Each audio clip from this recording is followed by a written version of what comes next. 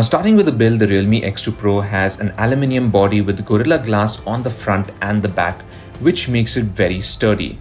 This also makes it feel very premium, and the buttons are placed ergonomically, which makes it easy to use.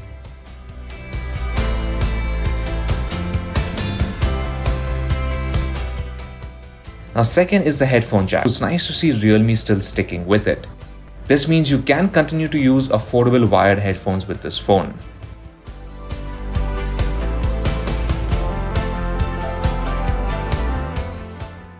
Next up is the excellent display. The Realme X2 Pro has a 6.5-inch Full HD Plus AMOLED panel, which is sharp, has good viewing angles and good saturation. We found the display to have very good sunlight legibility as well. However, what makes this special is that it can run at 90Hz instead of the traditional 60Hz. Now this higher refresh rate offers a more fluid feel when you're scrolling through the menus, Android's UI and even in apps. You also get an optical in-display fingerprint sensor and face unlock, and both of them work very well.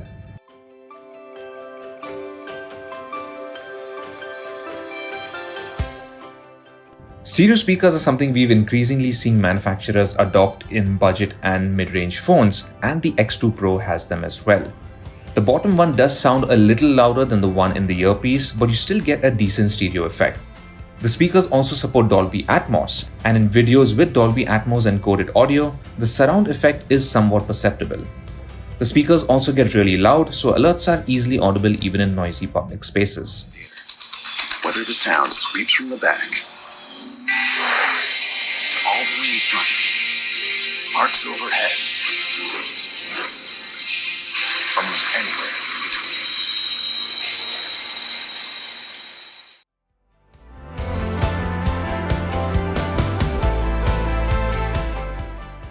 Coming to performance, the Realme X2 Pro has the Snapdragon 855 Plus SoC. Now the powerful processor in the Realme X2 Pro allows it to handle heavy games and multitasking with ease. We tried heavy titles such as PUBG Mobile and even Call of Duty Mobile, both of which ran just fine with the visuals cranked up.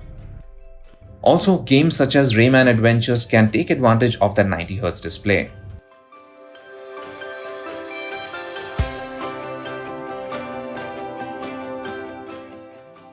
The Realme X2 Pro is also one of the few mid-range phones to have the newer UFS 3.0 storage format. The new format improves the read-write speeds, which should make using Android or even copying files to and from the phone a lot snappier.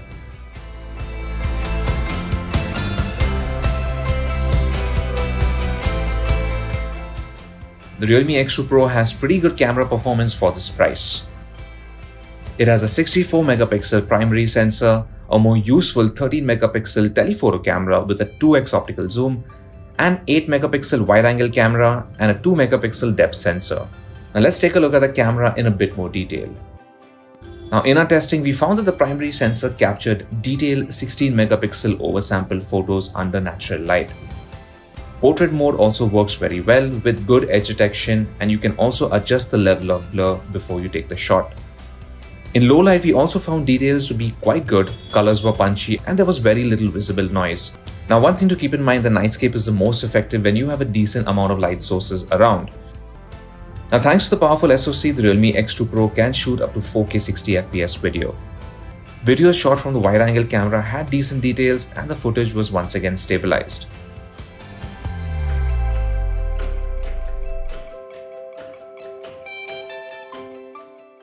Finally, we come to the battery life.